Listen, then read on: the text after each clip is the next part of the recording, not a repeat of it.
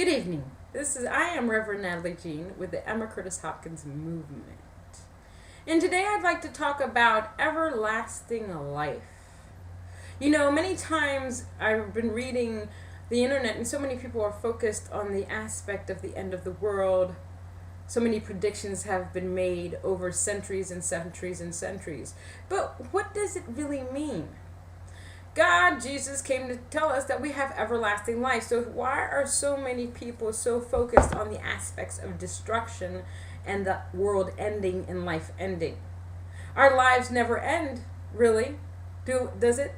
It's never going to end if we truly believe in God's words of everlasting life. The focus on destruction and the end of the world and people getting reborn and renewed. Why is it that people are so focused on the fact that somebody needs to be renewed? Yeah, somebody needs to work on their consciousness to see the spirituality in them, to see their connection to God, to see that the power that lies within them that can help them manifest their greatness. But we don't have to be so focused on, oh my gosh, well the Mayan people said that this is going to end at this point. Because what does it really mean? Who cares? The earth is not who we are. God is who we are. And if we have everlasting life, that means that no matter if the earth were to disintegrate, we would still be here. So what is the point of it? There really is no point at all. We are here to enjoy life, to live life to the fullest, to be who we are.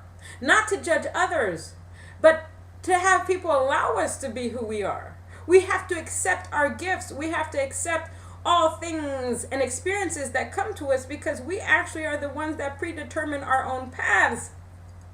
Everlasting life. It is a time for joy. It is a time for understanding. It is a time for our evolution and moving everything the way we need to move it in life. We have goals. We have missions. And the thing is with 2012, yes, 2012 is very significant. Because this is the year that we may close the door on certain things and we may open the door onto new discoveries.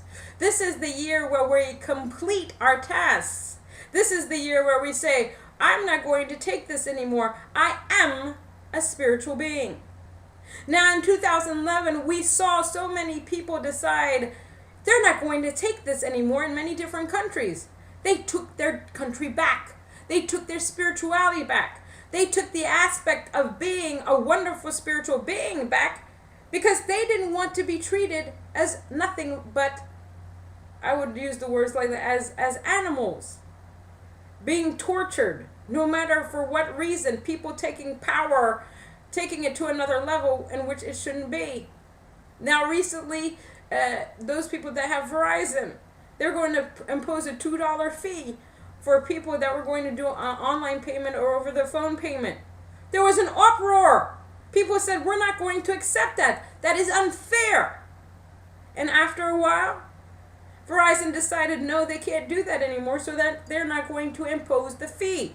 Now, see what happens when people decide to say no. It turns into, yes, we're going to remove it.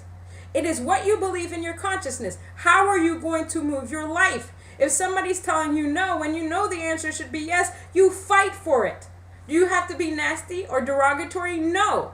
But you're going to fight for the things that you believe in.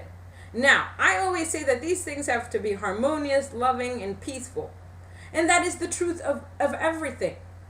You can't go out there, you can't go out there and say, well, God told me to go kill this person. No, it doesn't work that way. God doesn't give you the ability to take away life. Because he says we have everlasting life. Therefore, we decide when it's time for us to go, believe it or not. Everything is predestined, preordained.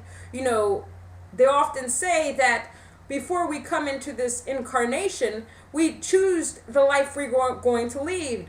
And so many people start to question, well, why did I want to lead this? Because there is something in this life that we are supposed to learn that we didn't learn in the lifetimes before. So we decide to come back and say, okay, I'm going to learn this. And then they're going to ask the questions of why, you know, some kids are born, then they die, this, da, da, da. Well, it comes to, some people have to re-experience certain things in life. But the truth is, we are here to live. We are here to have everlasting life. I say forget the nonsense about this, oh, the world's coming to an end, oh, God is going to come and destroy the people that are sinners. There are no sinners on this earth. There are people that are ignorant of the light. There are people that have not had people to surround them in an aspect of love. So all they know and all they want are material things. They don't understand it. But it is up to you and I to make a decision that in this incarnation, we're going to help everybody that we can. And how do we do that in the beginning? We're going to live.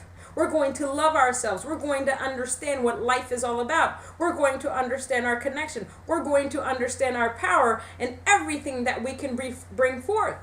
There's nothing that none of us can do in this lifetime. I have a friend that's wonderful. She's a wonderful graphic artist, wonderful artist. She does everything perfectly for me. And she's starting to see this beauty in her, and her gifts are going to help a lot of people. So if there's something that you want to do, I tell you, this is the year to do it. You can do it next year, but I'm telling you, 2012 is very significant. This is the year of yes, I can. And there's a new thing that I've adopted. You know, Emma Curtis Hopkins said, there is good for me and I ought to have it. Well, I'm changing that dynamic now, just a little bit. I said, there is good for me and I have it. So back then, it was like, I ought to have it, meaning it's in the distance, so I ought to have this good. It's predetermined. It's just for me. But now we're going to change it so that we are focused in the now and said that there is good for me and I ought to have it. We're not going to do that anymore. We're going to say, there is good for me and I have it right now. Because so many people are always complaining, well, why isn't this happening now? What did you say now? Are you worried about it? Do you have anxiety about it? Are you doubtful? Do you doubt your God? Do you doubt yourself? Well, you need to clear those cobwebs out of your head and understand that you are the power that's blocking you. A friend of mine says, I need to get out of my own way. So this is the year you're going to get out of your own way and bring everything that you need to do to life. This is about living. This is about bringing those ideas and goals and your missions and destinies to life. Because it's not just about you. God has given you something so deep, the greatest gift on earth, so that you can manifest good on this earth. And some of you are doubting your own abilities. Some of you are giving into sickness. You're believing in anything that's coming upon you because this is the thing that is trying to take away your gift and telling you, no, you can't. I'm going to stop you every way that you can. I'm here to tell you no. You need to decide that nothing is going to stop you from having your good that is right here, right now. Make that decision. Push forward with everything that you have to do in this life. Everlasting life. It is a life of joy, peace, and harmony, of speaking the truth about who you are and moving with that truth each and every day. And as I keep saying, if you're an artist, when you introduce yourself, I am an artist. If you're a personal trainer, say, I am a personal trainer. If you are love, you say, I am love. That's what I do. But remember, there is no death or destruction. There is only everlasting life. Keep this in mind, keep it in your consciousness, and know the truth, that there is good for you, and you have it now. Amen.